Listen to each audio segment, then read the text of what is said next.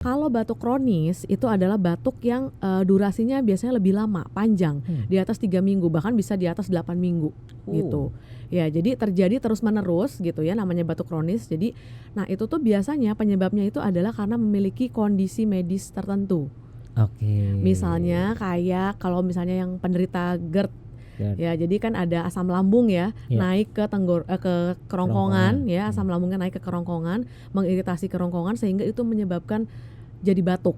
Oke. Nah makanya kadang-kadang kalau kita batuk terus dokternya suka nanya, kamu ada asam lambung naik nggak atau apa segala macam. Nah itu untuk mengidentifikasi apakah kita itu masuk ke dalam batuk yang kronis.